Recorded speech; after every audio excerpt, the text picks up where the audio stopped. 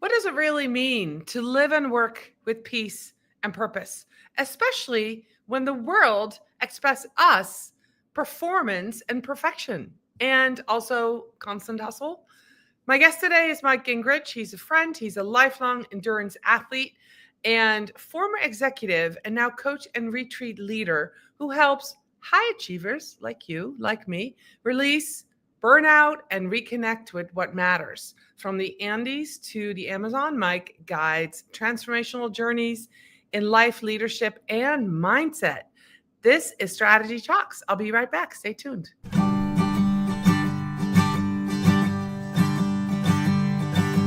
Let's strategize together. Let's hear it from an expert. Join the conversation, it's informative and free. You and me, let's talk some strategy.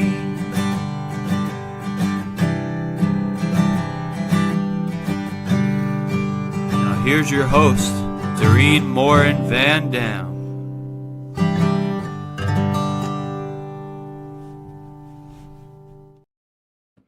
Hello. Welcome to another episode of Strategy Talks.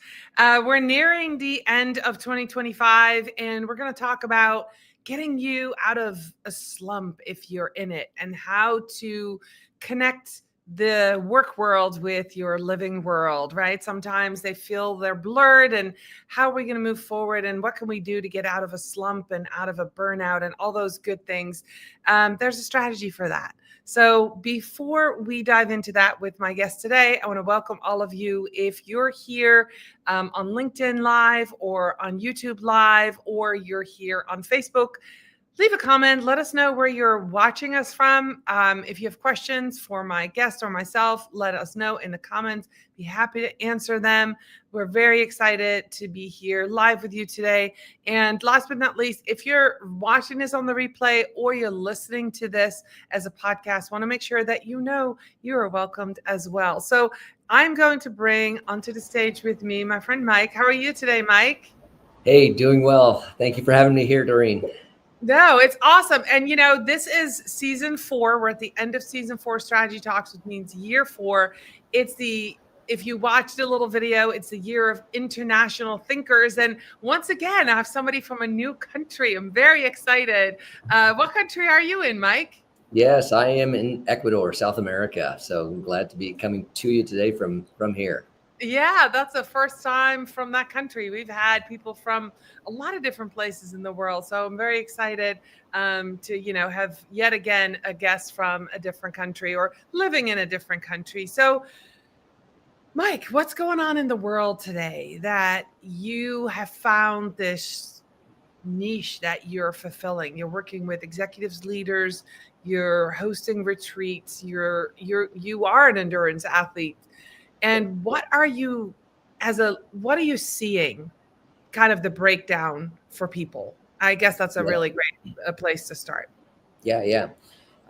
So I think there's just become an awareness for many people that they're questioning the hustle lifestyle, or and they're wondering all the messages they get about hustle, pressure, urgency culture, do this, is that really the way to go? It doesn't seem to be working for me. I've been trying this, and I'm feeling burnout.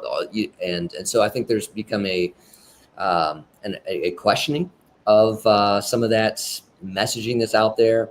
And then there's, like for me, in my own personal experience, just kind of a quest for something that's a little deeper, something that doesn't feel as maybe shallow, but just that whole, there's got to be more than just earning the paycheck, or growing the business, particularly for people in midlife, which is who I work with. People kind of questioning and wanting meaning, and taking a look at kind of the second half of life, or a midlife readjustment. And so that's been part of my experience, and that's kind of the people that I work with. Yeah, no, that's great. And I want to welcome Lisa. She's here. She's watching on Facebook. So she says hi to us, Lisa Monks. And All right. yeah, so the big, thing that happened to you is you moved to Ecuador from the US. Yes. And so let's unwrap not why you moved necessarily, but let's unwrap how bringing people to a different location, how that changes mindset, how that allows them to step away from what they're doing, and how that opens up probably conversations, brings up all Yeah. kinds of stuff, right? That needs to, Yeah. and then I would love to know why you chose Ecuador, but let's talk about the scenery change, because I think, those of us who've held retreats before, I'm holding retreats in Vermont here, and I had somebody come from Iowa and North Carolina and some other Vermonters, and just being in a different location, you can feel stress peel off. You can see the different environments stimulate them. So I'm going to have you talk about that piece, because I think that's really important for people to understand that it's not just like a vacation, it's a transformation of the body, mind, and everything else when you do something like that. Yeah. I mean, there's an understanding that change of place allows for change of perspective, but to get away to something significantly different, right? So when you come to a place like this, so what Ecuador getting away offers, obviously from the Andes to the Amazon. So you're getting away. We're slowing down. Number one, that's huge. Okay, so get out of your normal routine and change the pace a little bit. So that's super important, place and pace. And then for a place like this, so then we're able to kind of go into some other cultures. So we can go into the indigenous cultures in the Andes, in the mountains, and we can go into the indigenous cultures in the Amazon. And so you begin to interact, observe, hear the stories of people from these places, and it allows you to kind of step back, obviously outside of, and you recognize that you live in a bubble then, okay? That you live and function in a bubble. It's just your bubble, whatever that is in your space. And so it kind of defines that for you, because you see someone else's and you hear their story, and then you begin to have an opportunity. That's what we do, is to begin to reflect on that. Okay, so what did you see today? What did you hear from them? What did you, as you watch them interact, and heard about their business, what they're doing here? What did that mean to you? What did you identify? And as you reflect on that now in terms of your current position, what you do. And so pace change, place change, and for me, kind of the ability to observe another culture and a couple cultures here easily and quickly just allows for some tremendous self-reflection and reflection on the bubble that you live in, and to evaluate that by slowing down and stepping back. So, obviously I'm not down in Quito right now, as you can see behind me there, but I'm up above looking down on it. So that's what we're talking about with that kind of bigger perspective. Yeah, that's awesome. So Mike, when you talk about helping overachievers break free from perfectionism and people pleasing, what's kind of like a first sign or internal signal of warning that someone is about to burn out, or how might they catch it, or how might you help them catch it before the complete burnout or breakdown? All right. I say that your body is speaking to you. Okay. Mm-hmm. We're just so geared to ignore it, to push through, to not identify it. But I say your body's speaking to you. So I first ask someone when typically if someone's going to talk to me, they're going to have some sense of, it's just, I don't know, I'm tired, or it's not going well, or I'm frustrated, that type of thing. So I want to slow them down and say, okay, let's just kind of do a body scan here and say, how is your body feeling? And for some people, like it's going to be that stiff neck or shoulder, right? That's constant. And they're like, I go to the chiropractor all the time. It's not helping, that type of thing. Or, for someone else, as we sit there and just talk about that, they're like, just heaviness in the chest. For someone else, it's going to be, digestion problems. It's in the gut, and maybe they got some signs of irritable bowel syndrome or something like that. So these often physical things are coming out, but they're indicators that there's some stuff going on in your body. Okay, so that's one of the first keys is to what's happening with your health, with your body, and that's an indicator that you may have some higher stress levels, some things going on inside of you. And so when somebody feels that or sees that or experiences that, in your experience, do people then go looking for a solution, or do they usually push it away? Because you're helping people that are in that space. When do people recognize that they need help or they need to step away? Do you usually catch people at that point, or do you catch them when they're in the burnout? And I think that's probably an interesting thing to think about. I'm trying to be proactive and put some content or some messages out there that helps people see that and take a look at that ahead of time. That's, so I'm trying to put that message out there, what's your body telling you, kind of thing. However, I will have to say that most of the people I work with, talk with, it's been down the pike a little ways on that, so they've already got, they maybe have tried, they're like, I got these constant health issues, or I've totally just, feeling stressed and not able to perform at my best and feel cloudy, and they maybe have tried other things and those things haven't worked. So, the first thing is just to push harder. The second thing then is to try to kind of put something to tone down those feelings, whether that's some type of, for some people it's really working out hard. For some people it's alcohol. For some people it's other pills, that type of thing, to try to bring back a place of calm or to numb some of the stuff going on inside. So I'd say that typically people have tried some other things first, but I'm trying to put a message out there that says, hopefully you don't have to go down into a hole and reach a bottom. We can take a look at this, be aware of these things, consider these things ahead of time. That makes a lot of sense. So a lot of us business professionals compartmentalize our lives, right? Here's my life discipline. Here's my work discipline. But from your endurance athlete background, you've run marathons. You ran a marathon in Iraq, didn't you? If I remember. I did, yes. Correctly. So, and you've done triathlons and you've done really tough things.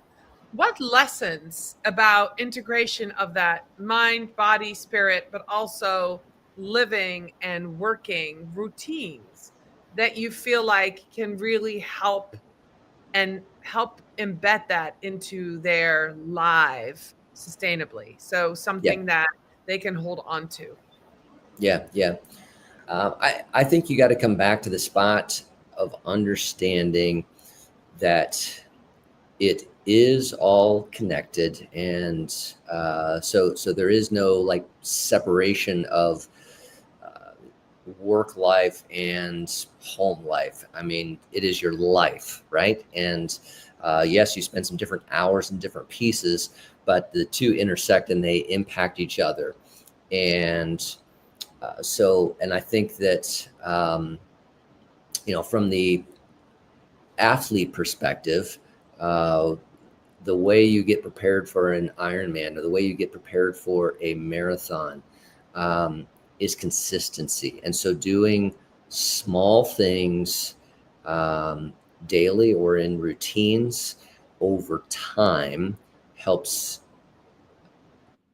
you adjust and prepare, and then along the way, learning. I think it's just a lost skill in our hustle culture to listen to your body. Your body is wanting to communicate. It's the early warning sign. It's a signal, and so from an athlete perspective, that's what I was always monitoring. There was things I monitored. Your heart rate and just fatigue levels and those types of pieces. But from a daily life perspective, your body is communicating to you. And I think one of the key pieces that I'll mention too is many times we think that it's a mental process first. If we can just think differently, okay?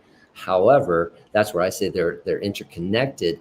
And in actuality, it starts in the body. Your body is reacting. So there's a stressful event in your work, right? Okay. It wasn't at first a cognitive thing that said, this is stressful. Okay. What happened was in your body, there was a reaction that was triggered in your nervous system that said this, for whatever reason, this feels like something that is not safe based on past data. Okay. Mm-hmm. And your body reacts. It's sending a message up. The nervous system is reacting to your amygdala. That is saying, okay, go on high alert. It's releasing cortisol and adrenaline to prepare you for flight and fight mode. And that started in the body, went up to the brain. So if we can begin to work with the body to release so it feels safe and identifies that piece, then that moves up from your body to your mind. Okay. And so that's a key. I think that you can't just, we've been told, we've been taught, we continue to hear that just think differently. Okay.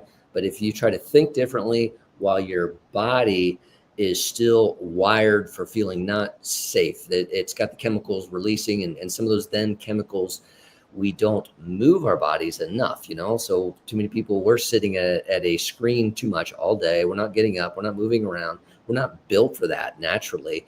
And so some of those chemicals aren't getting released. And so we have residuals in there. And so over time, we've got stuff stuck, build up over time. And so then it takes less to have a 2, 3, 4 times the impact situation on us. Okay. It just multiplies that because of stuff that's still stuck in our bodies. So that's one of the key things I think I want to bring to the conversation is that we are integrated, and you can't compartmentalize and just think your way out of it. There's a physiological response that you need to take into consideration, and that's your early warning system. And we need to get back in touch with that. And so much of what we've done is just to try to push that down, to suppress that.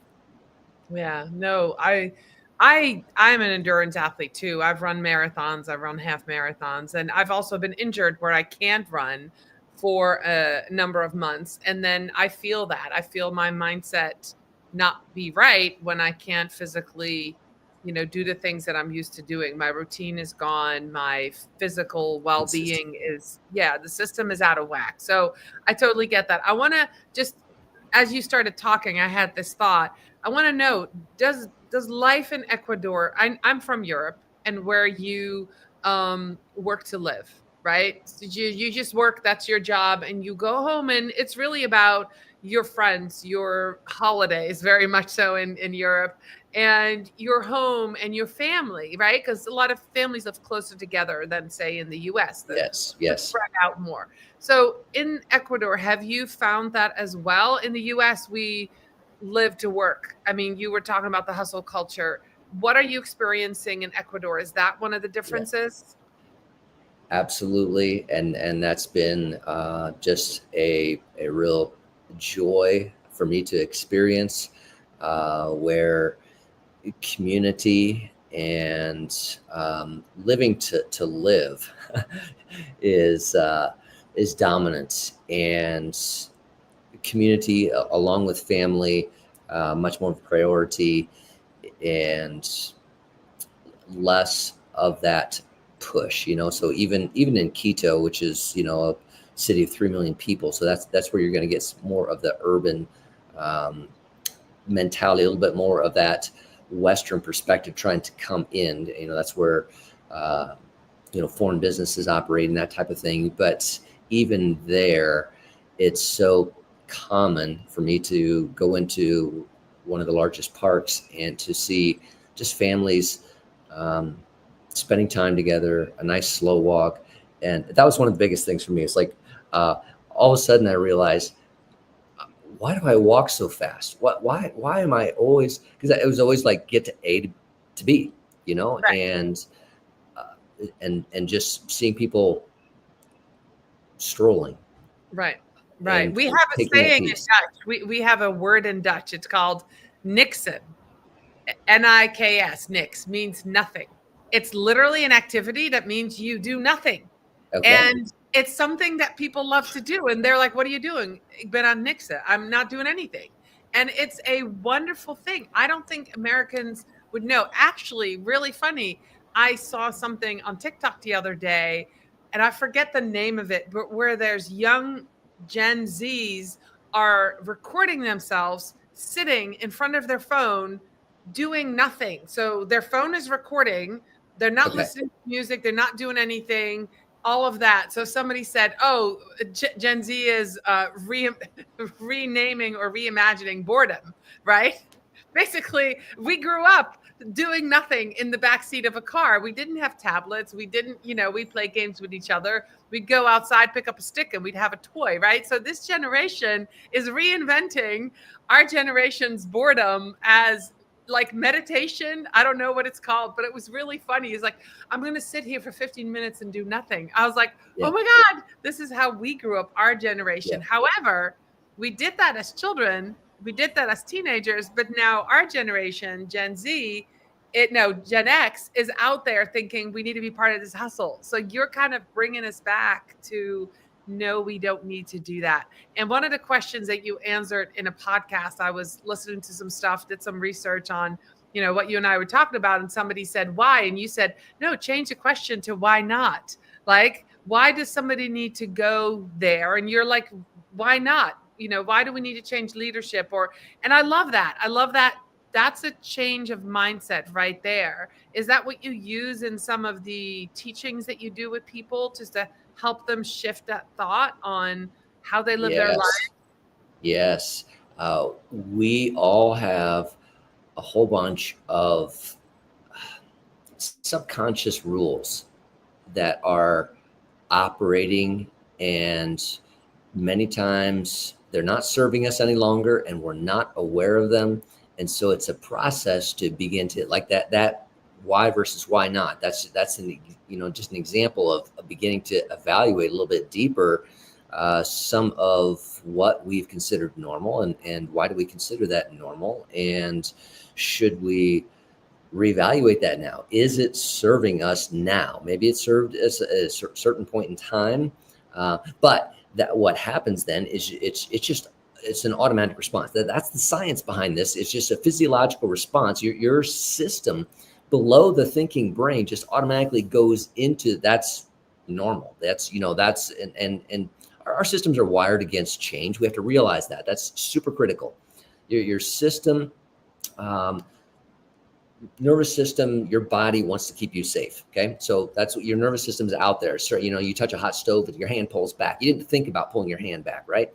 But it's designed to keep you safe.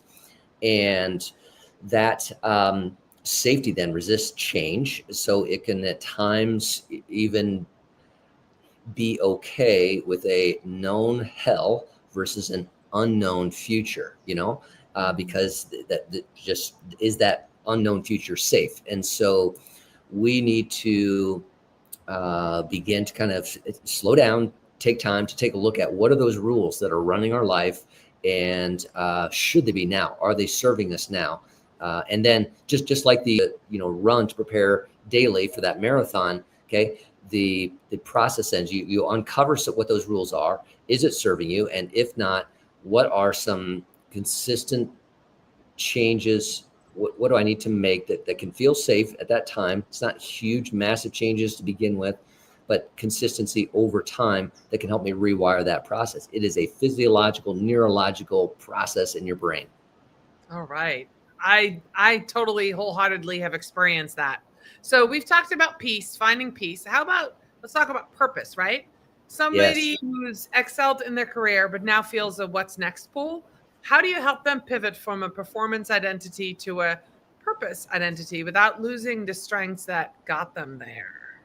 Yeah. I mean, it's number one. It's recognizing the gifts, the skills that you have you've accumulated over time, and just really getting in touch and being thankful and recognizing this toolkit that you have developed over time. So I think that's super important. And then in the process of uncovering some of those rules that we're running, the rules tend to box you in, and so that can kind of keep you from some purpose. I can't do this because of this, but if it can be identified and recognized, then I can open some pieces up, and then you can begin to take a look at. I like to take a look at, invite people to take a look at 3 Ps. So typically, from a business entrepreneur perspective, we're always the number one on the plate is profits. Okay, but can we also take a look at expanding that to a triple P and to take a look at people and planet? Okay, and so what does that mean for you if you're also going to put into your quarterly goals, your yearly goals, some things that reflect around, I want to invest in people in this regard. I want to invest in the planet in this regard, along with keeping my profitability up. So it's just, it can be, that can look tremendously different for different people, but it's beginning to take a look at, and that's that step back perspective. But it's, again, recognizing that's where we're here. We're on a planet with people. Okay, we're the ones that put in the profitability, right? Yeah. And so let's take a look at that mix in a new way. Yeah, I love that. And I love the sustainability part too. And I love that you bring in the people, because what is profit if you're just going to sit on your money and you don't have a family to share it with, or you don't have people to share it with, or community to share it with, as you now have in Ecuador. So last question, you design experiences, right? People come to Ecuador where culture, food, nature, and movement intersects. In your view, how important is that environmental and cultural disruption?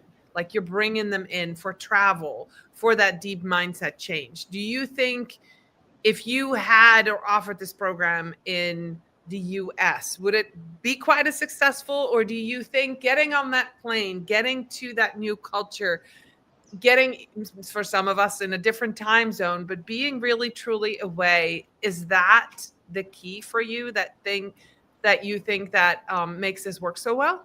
Yes, I really do believe that, because it basically we have to disrupt the normal. Okay, and so you can try to get away for a weekend and go to the mountains, or whatever, but you're kind of missing some cultural. You're not out of your comfort zone then, right? That type of thing. So it's doing something different. So when you land and we take you by vehicle, and suddenly the paved road ends and the dirt road begins, and we're going up and up and up, and then we stop, and you're meeting a family, and this is their business, but their children are running around within that, and but they're happy, and they're so happy you're there, and so that is such an important factor to pull you out and to see something totally different that we just don't see on a regular basis. And getting you outside, particularly a change of culture, is super important, just because you begin to see your culture from a different perspective, that there is, they can do they do it differently, and that's okay. And we just never thought of that. And so for me, the culture change and observation and immersion within that is such a huge opportunity that it's difficult to replicate just by getting away. If you're in the States or you're in a Western nation kind of thing. So changing that.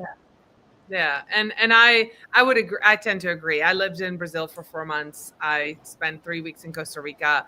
I've been to Suriname. I've been to some of these South American places, but the longer you go, the further you are removed from that pressure of daily life and the more you emerge in the culture and learning. And I remember coming back from Brazil after 4 months and literally walking into my house and going, if my house had burned down while I was gone, I don't think I would have missed anything. And that was mind blowing. I went into complete, like, I want to get rid of stuff. I have way too much stuff. I went into that mode because I realized that was not what was important. That house just sat there waiting for us to come back. And I returned with such a incredible appreciation for family and culture by being in a different place. So I totally get that. Mike, we're out of time. But I want to give you the opportunity to let people who are watching, listening, watching the replay know where they can learn more. Maybe somebody is feeling called today to say, I need something. I'm ready for a change. Maybe you're Gen Z, Gen X like Mike and I. Maybe you're like, I'm at this pivot in my career. I want to go and do this. I've been looking for a place to go. And so how can people connect with you? What's the best place? Yeah. I would say that you can slide into my DMs on LinkedIn or Instagram. Those would be the two most active social media places there. And under my name, you can look me up there on those pieces as well. Then my website is liveitwell.eu. Okay. And I will make sure that all of those, I'll get all the links from Mike, and we're going to make sure we put them all in the show notes. So you'll have them. You can connect free with Mike. Conversation. I'm totally open to conversations. And so just to explore some things with someone, I'm here.